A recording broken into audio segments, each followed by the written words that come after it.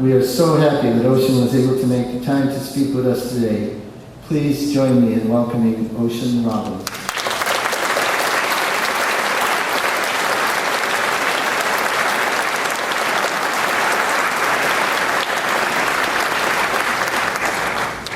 Thank you so much. It is an incredible honor and a pleasure to be with you here today at this commencement. I'm inspired, as I have been for many years, by the work of ITP, which I believe is carried out, of course, by the faculty and by the leadership, but also by the students, by all the people who hunger to learn and understand. What does transpersonal psychology mean? What does it mean to truly have a holistic understanding of how human beings work, of how our minds and our emotions and our bodies and our spirits come together, of what it means to live in a world that is struggling with so much pain and violence and dysfunctionality, that is illumined by so much courage and hope and possibility. And what does it mean for a human being to live in that context in a good way, in a healthy way, in a healing way, in a conscious way? How do we break out of the conditionings, the reactions, the patterns of violence and destruction, and create new possibilities upon which the future of humanity may depend? You all are graduating on this day from the only institution in the world that focuses specifically on transpersonal psychology. And I think that is an incredible privilege, and I want to honor you for all of the work that you have done to reach this momentous occasion. So please take this moment right now to hear this congratulations, and to say to yourself, I've done something beautiful here. I've done something real here, and I've done something that matters here. I want to say to you that you are enough. With all of the messages we have that push us to drive more and do more and accomplish more and be more and study more and all the pressures you feel now perhaps to live this privilege and make a difference in the world, let me say right here, right now, you are enough. You are given enough, and you have enough within you to do exactly what you are here to do in this life. If you've learned anything at ITP, I hope that you have learned how to learn. A hunger to understand and to never stop learning. I believe we become old the day that we cease to see the world with new eyes. I believe that we become elders when we begin to apply what we have learned on behalf of what we love. So may you ever learn more and ever see more and ever understand more, because the world is constantly changing. And may you also begin to ever passionately apply that which you are learning, that which you are understanding in service to this world that is calling out for our love, for our wisdom, for our understanding, for our muscle, for our spirit to be activated on behalf of healing and justice and beauty and transformation. In my own journey, I've had an interesting experience of the power of transpersonal consciousness as a father. My children are River and Bodie Robbins. Yes, River is one of my sons. We say the ocean refuses no river. And they came into an interesting family context. You see, my grandfather started Baskin Robbins Ice Cream Company, and my dad was doomed to one day join in the family business. He grew up with an ice cream cone-shaped swimming pool in the backyard and 31 flavors of ice cream in the freezer. But he ended up deciding that inventing a 30-second flavor wasn't why he was on this earth. So he ended up walking away from any access to the family wealth because he felt called in a different direction. As he said to his dad, there's children dying of hunger, we live under a nuclear shadow, the environment deteriorating rapidly under the impact of human activities. And given those circumstances, I don't think selling ice cream is why I was put on this earth. And his dad was very upset. We really went separate ways. In time, we learned that blood is thicker than ice cream. But it took a long ways. My parents moved to a little island off the coast of Canada where they built a one-room log cabin, grew most of their own food, and lived on less than $500 a year. It was kind of a pendulum swing from a class perspective for my dad, as you might imagine. I was born in that cabin to parents who did yoga and meditated for hours every day and called their son Ocean. And I I grew up far away from a lot of the world's problems. We had clean air, we had clean water, we had beautiful forests. I had a lot of love in my life. I was monetarily poor, but I felt rich. Then we moved to California. My dad became a best-selling author as he wrote Diet for a New America and became an advocate for health and sustainability, and the media called him the rebel without a comb. He had followed his own rocky road, and now he was making a difference in the lives of many people. As the letters poured in from enthusiastic readers thanking him for his work, I started thinking, what can I do to reach out to my generation? And that's part of what inspired me to start Yes when I was 16 years old. Years later, I met my beloved wife Michelle, and we became parents. And we imagined that our kids would probably be saving the world by the time they were out of diapers. Because we have this legacy, right? My grandfather started this ice cream company, my dad walks away and inspires millions of people about food and health. I'd gotten off to a pretty early start in my life, being a change maker. And I imagined that our kids would do these big things in the world. And then our kids were born very prematurely, and they have autism. And as the journey has unfolded, I've had a lot of painful times when I asked why us.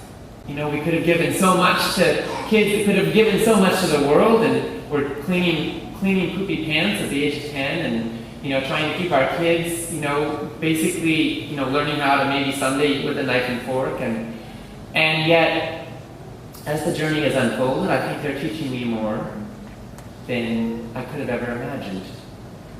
What we're learning about autism is that autistic children often go exclusive because they're overwhelmed with all the data and information that's coming at them, and their brains don't know how to filter it. So they disconnect from the world around them, and they go into asking the same questions over and over, doing the same behaviors over and over as a way of trying to cope and feel safe in a world that feels dangerous and scary and overwhelming. So what we're learning from a program called the Sunrise Program is that instead of pathologizing and judging the autistic child's behavior, we actually join with them. So they still get to be exclusive for a while, they still get to do the thing that gives them security, but then in time they don't have to be alone in it anymore. I'll give you an example. Our son River loves to chew on Barbie doll's feet. He does this for long periods of time, and when he's doing it, there's no contact. And throughout the first 10 years of our children's life, we never really had eye contact with either of them. But one day, River's chewing on a Barbie's foot, and instead of trying to yank it out of his mouth, and thinking to myself how terrible this is, because look at where this plastic's probably made in China, and he's leaching all these toxic chemicals into his body, and how is he ever going to have a dating life, and he chews on Barbie feet all the time? Instead, I thought, I'm going to join him. So I pick up another Barbie across the room, and I start chewing on her foot. At which point, River looks at me. And his huge smile comes over his face, and I can almost hear him thinking, oh my God, there is intelligent life on this planet.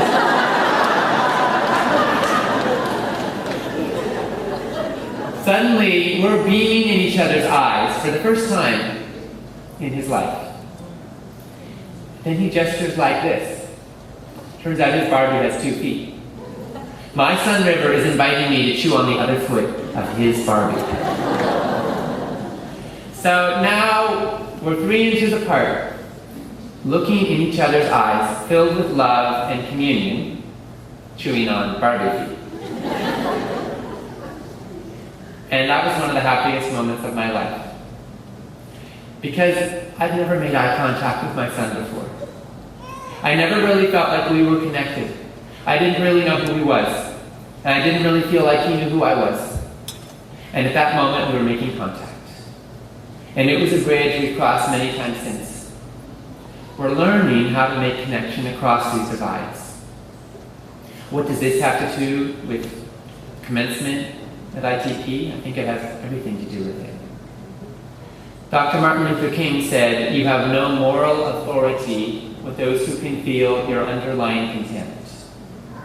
When we judge and pathologize that which we do not understand, we lose moral standing in that relationship. When we hold the notion that everything people do, whether functional or incredibly dysfunctional, they do for a reason. that make sense at some level of their consciousness, then we have the capacity to build contact, to have standing in that relationship. And from that connection, I believe, we lay the foundation for being able to make a contribution. So my journey with my children is teaching me about unconditional love. My dad used to say to me when I was growing up that he was very proud of all my accomplishments, but he loved me just as much if I were autistic. And I thought that was very nice, but I didn't really need to test his theory because I wasn't. And now I get kids who are autistic, and I get to ask myself, do I love them just as much autistic? And I'm finding that at some core level of my being, the answer is yes. And I'm wondering what would happen if we applied that level of unconditional love more widely to all beings, and yes, to ourselves. See, I, like all of you, probably have a voice inside that's constantly berating me, saying I'm not enough, haven't done enough, haven't accomplished enough, criticizing, right? And we all have these voices. What would happen if we just knew at some level of our being that we deserve love, that we're good enough, that we're okay just the way we are? If I can unconditionally love an autistic child, can I unconditionally love me?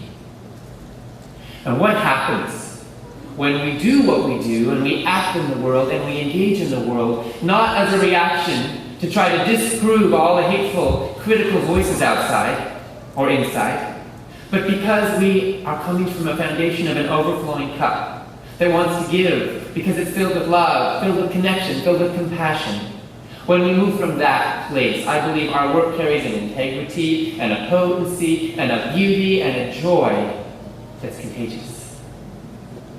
So as you go forth into the world, as you carry the torch of this learning and this institution into your lives, into your practice, into your service in the world, my hope and prayer for you is that the privilege of this education serves not to isolate you, but to help you build bridges. Not to disconnect you from all the people who haven't gone to ITP, but to connect you. Because you have the privilege of understanding something, all that you've learned here, about how people work, about how consciousness works, about how psychology works. And as you engage in the world, may that understanding, may that wisdom help you to build real relationship and real connection across all the divides. Whether somebody is, whatever names we may use to judge or diagnose people's dynamics, there's always a person there. There's always a heart there. There's always a spirit there. And when we make connection with that beauty and that spirit and that integrity and that passion and that longing for communion, for connection, for contribution, for purpose, for meaning, for value that lives in every human heart, when we make that connection, whatsoever the doorway may be into that relationship, we build the potential for transformation on this planet.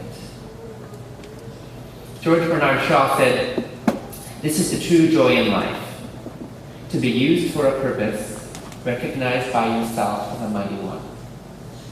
To be a force of nature, instead of a feverish plot of ailments and grievances, complaining that the world will not devote itself to making you happy." He said, "I'm a member of the community, and as a member, it is my privilege to do for it whatever I can before I die. Life is no brief candle to me. It is more of a splendid torch, which I want to burn as brightly as possible before handing it on to future generations." So I want to thank you, whether you feel you're carrying a little flickery candle or a huge, brilliant torch. I want to thank you for bringing your light and your beauty and your truth into this world. I think things become more beautiful when we love them, whether it's our own hearts and spirits or anyone around us. So thank you for being a beacon of love, of healing, of beauty, of transformation in this world. You are stepping forth from here, and you will be stepping forth into the world, in a world that is in so much pain, as well as so much beauty. So many people who feel lonely and lost and confused, sometimes desperate. As you move through that, may you hear every place of darkness as an invitation to shed a little light. Every place of loneliness as a call for your love. Every place of despair as an opportunity to stay in your own center, in your own truth, and keep holding the power of what can be. Sometimes people ask me if I have hope, and I often say, I actually believe that hope is more of a verb than a noun. I think it's something we live. I think it's something we give each other through how we show up in the world.